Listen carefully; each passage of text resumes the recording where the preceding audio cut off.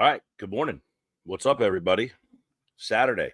The lighting not great on the porch today, but getting ready for Eagles game day and just a couple thoughts to get you ready for the game today. Eagles, a 3.5-point favorite against the Rams this morning. See if I can get a little better light over here. Jeez. Anyway, Eagles 3.5-point favorite against the Rams. We've got, I have out Eagles 27-24, I think, on the radio. Going to kind of stick in that range there. Couple thoughts on the game. One, this Rams team's really good. One of the things I like about the Rams is their offense very complementary with the talent that they now have. Much better offensive complementary cohesion in the receiving game with Devontae Adams instead of Cooper Kupp. Cooper Kupp was a really good receiver, but him and Puka Nacua somewhat duplicitous, and I think this gives them a little bit better complementary in their passing game. So I think that's going to be a handful for the Eagles to figure out how are they going to defend this group of receivers, especially with Adoree Jackson has been struggling. I got to figure out how I can get some better lighting out here on the porch. Let's see if I can move to a better spot here. Come with me. Ooh. How about here? Looks better. I don't know. Standing in a weird spot. Let's go over in this direction. You guys can come with me on the porch. So we're out of the porch. Yeah, we'll go this way here. We're not going to be long. We're just going to hang out for about 10 minutes or so. So hang out with us here on the porch.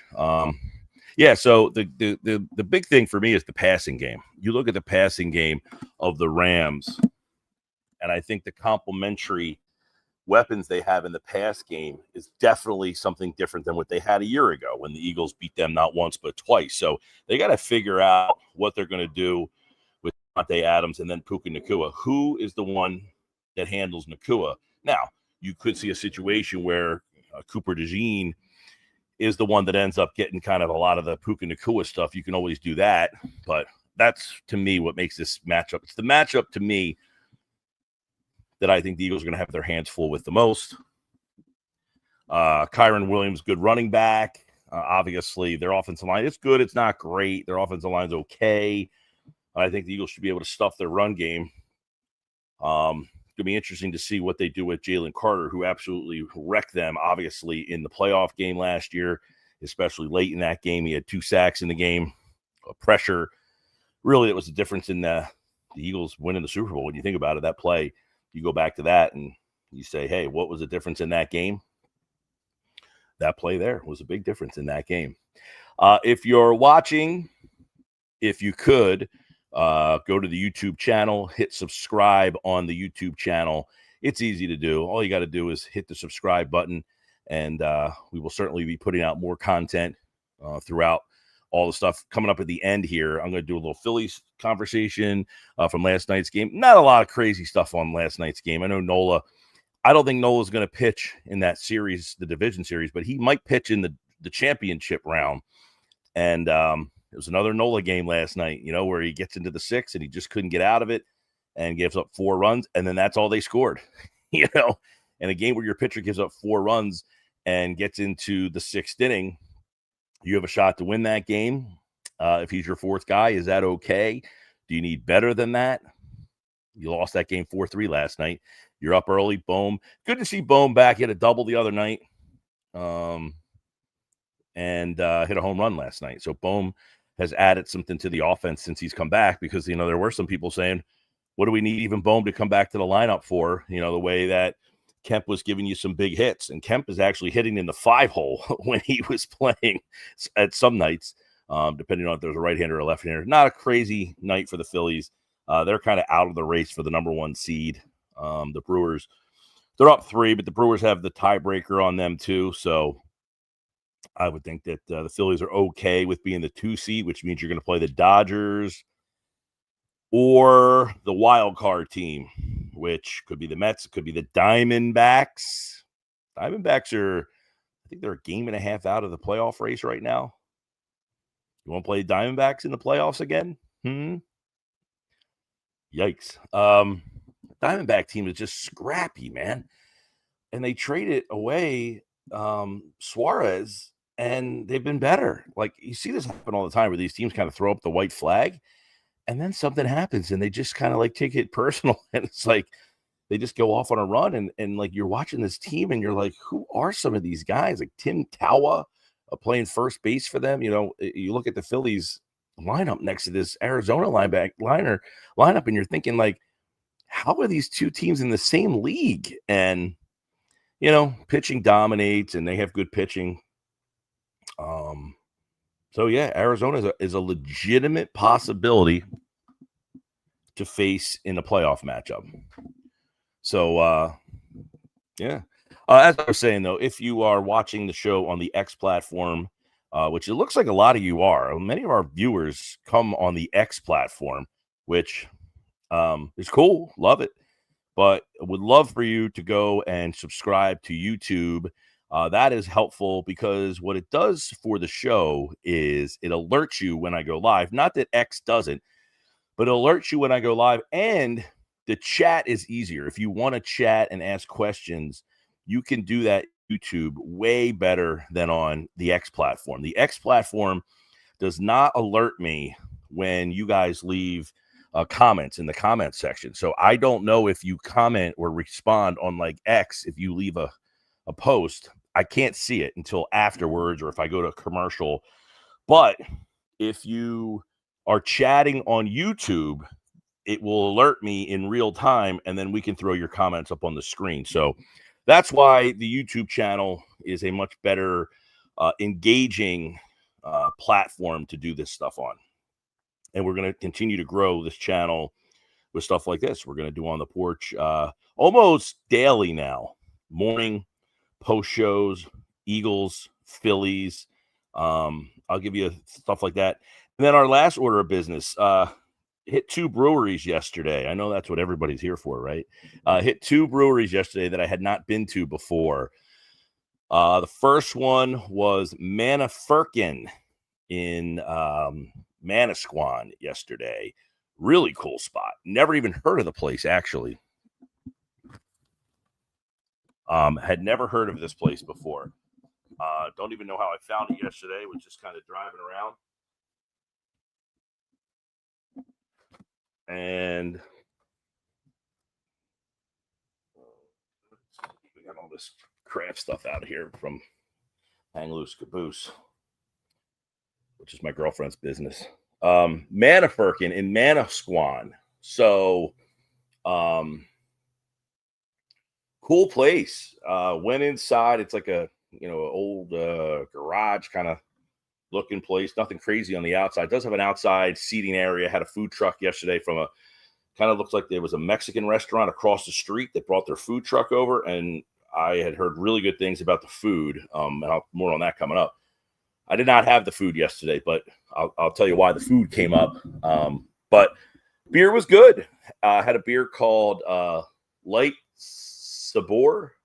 It was like a light. All their beers had like these fun little names. They were all like kind of play off of something else, like Wake the Furk Up. I have some pictures on the phone that I took of the board yesterday. So if anybody's ever been there,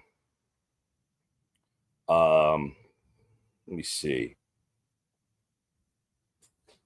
Oh, here we go. Yeah, so some of the names of the beers were Dublin Your Odds. That was an Irish beer. Wake the Furk Up was like a coffee stout. There was another one. Let's see here. Laid Bach, kind of a guy on a surfboard. 11:30 in the afternoon. That was an IPA beer. Fallen Oats, kind of off of Hall & Oates. Yeah, Nice Cream. It was like an ice cream, cream ale. Yeah, different things like that. They actually had some other, their beers on tap had some funny names coming up too. What was this one? Oh, Nice Brewbs. Guess you can figure that one out yourself. Yeah, so it was a fun spot. I liked it. The place was cool. There was like a little, you ever go to those places and it'll tell you like when you go to Philly spring training, there's like a sign. It kind of looks like this. And it'll tell you how many steps you are or miles from like, hey, you are X amount of miles to Philadelphia from here. Well, this was like, you are 4 steps to the bar.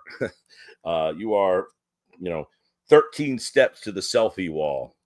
I would say the beer was good. I wasn't like, whoa, this beer was great. I had a flight. Here was my flight from yesterday. Had the flight. This beer on the end, this darker one on the end there, that was a 10%er. Pretty good. I mean, I enjoyed all of them. None of them were like, whoa, I got to go back because the beer was so good. But I enjoyed it. The light Sabor was what I went with. I thought it was solid. I'd go back to the place just because the place was cool and the beer was good. It wasn't great. I don't know what they're known for. So, like I said, I had never heard of the place before.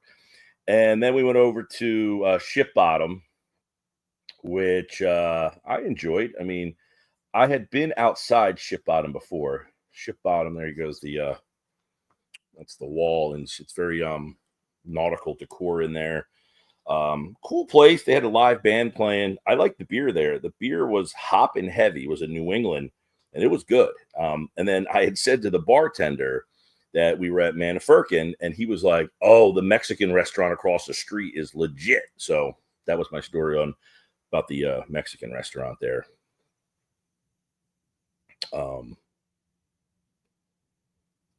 Yeah. So check both of those places out. I liked both of them. If you're looking for just like atmosphere, tasting room, Manafurkin was definitely like the cooler tasting room. They had a bigger bar to sit at.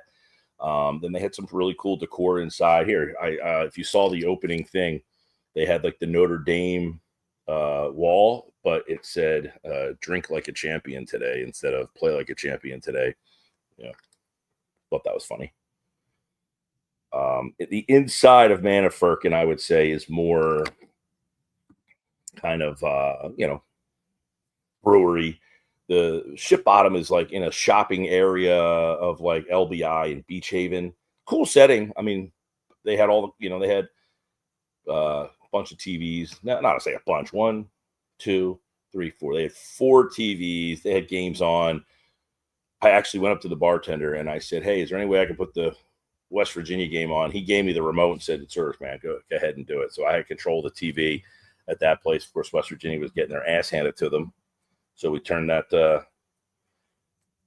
he turned that off pretty quickly when the Phillies game came on at 8 o'clock. So once the Phillies game came on at 8 o'clock, we pretty much were getting ready to leave anyway. So I like the Eagles today, but I do think, this is an important game because if the Rams win this game, we talked about it on Friday with Sal Powell, the number 1 seed stuff kind of, you look back to this game and say, who has tiebreakers, home field advantage. This is a big game for that. So check that out as well.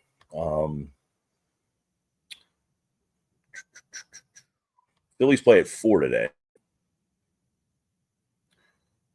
And if the let's try to see real quick. Phillies play at 4:10. It actually is. So you got Eagles at 1. Phillies at right after at 4 o'clock today. And the pitching matchup for today, Nola threw yesterday. So today is Ranger Suarez against Eduardo Rodriguez, who's a lefty, which means I guess Castellanos will be in the lineup. And we'll talk more about the Castellanos stuff. I mean, his comments the other day, not great. He hit a home run. He has a huge role in the game. And then he had said the stuff on the Mookie Betts podcast, which we talked about on Friday's show, which sounded encouraging. And then his meeting with the media last night or Friday night was less than encouraging. He's just a frustrated guy who just doesn't know how to, hold back his emotions and just, he wants to play. We all respect that. I've been very critical of Castellanos. I respect that he wants to play. And I've been critical of Castellanos as a guy who was a big fan of the signing. Like, I loved when they signed Castellanos. I thought it was a great addition because I thought he would be the right-handed power bat in the lineup. I was wrong. He has not been the right-handed power bat in the lineup. And that has been the frustration with him is, you're paying $20 million for a guy that really hurts the team more than he helps the team. I mean, he has a WAR of like -1. I mean, he's been terrible. I say terrible is not fair. That's not fair. It's just, frustrating. So he's frustrated. How do you think we feel? We got a guy for $20 million who had 330 some home runs and over 100 RBI when we got him. Thinking you add that to this lineup, and it never happened. He's never had a season close to that here. So yeah, we're as frustrated as he is with everything that has happened with his addition. So yeah, I get it. The whole thing. He's frustrated. The fans are frustrated. We're all frustrated. Let's see. Let me. Last night was there's a lot of college football on. I was watching a lot of the college football, so I didn't hear a lot of the post game. Like if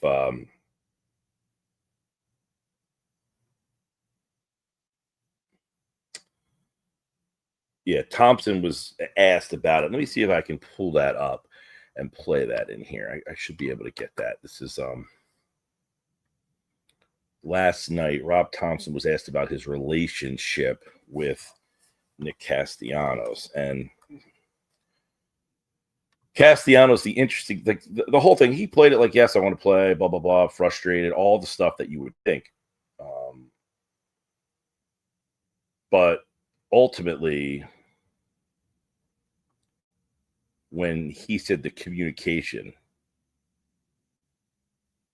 it was a problem, and Rob Thompson kind of addressed that afterwards, saying, I need to do a better job. But let's play that here and then kind of listen to it and react, because I did not hear this last night. So let me get this up for everybody. This is from On Pattison, who has really done a good job with their Phillies coverage. I gotta be honest. They're kind of new on the scene.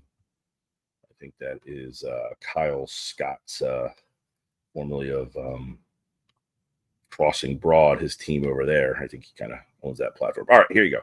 This is the stuff from Rob Thompson last night. Here we go. Going back to Nick, how do you view your relationship with him? You said last night that you guys don't talk often. Where do you stand on that? Well, so as far as the communication part of it, if not only Nick, but if anybody else in that clubhouse doesn't think that I'm communicating enough with them, I'm probably not. I got to do a better job. That's just being accountable. But there's two ways of communicating, and that door is always open. And I'm not a mind reader. I can't tell the future. I'm not a mind reader. So, I urge players. I want players to come in here and tell me what's on their mind. So,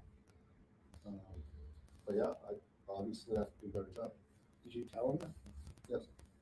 You said that he's done that, right? Like, I mean, didn't you say that there was like a conversation before the series in New York? Yeah. I mean, is that common? Like, for in this stretch for him, where he might say, "Hey, what do you got for me this series?" No, it hasn't happened lately, but but again, if the guy's frustrated, I want to. All right, so Rob Thompson basically saying it's a two-way street. That door is always open, which, sounds like he's like, dude, you're going to call me out? Like, he said it in a very graceful way, which you would expect Rob Thompson to do, is be like, hey, that door's always open. If you have a problem, come on in and let's have a conversation. Castellanos just has to come to terms with, because he was asked, like, do you know why you're not playing? And he didn't seem to like that question all that much. He didn't seem to like a bunch of the questions. He was, he got asked if he understood why he hasn't played. And he says, I don't really talk to Rob all that often. Communication over the years has been questionable, at least in my experience. And then I think it was Todd Zalecki said, well, that's surprising to hear. And he said, because many people think that Rob is a strong communicator. That's one of the good things about him. And Castellanos said, well, who said that? I got no time for like something like Castellanos, right? Look at yourself in the mirror. You know you're not doing what you're paid to do. Like, you're not hitting expectations. And I think he's borderline lucky to have the role that he does have at this point. There's other guys who seemingly are more into this team than he is. And now he's at the point where he seems to just be saying, I'm getting paid to be here, so I'm showing up. So I don't have time for the way he's handling this. I mean, it sounded like on that Mookie Betts podcast, like, yeah,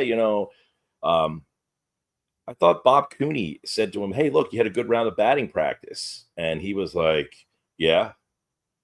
And then he's like, they're like, well, are you finding a routine? And they're like, well, I took batting practice. Wouldn't you take batting practice whether you're playing or not?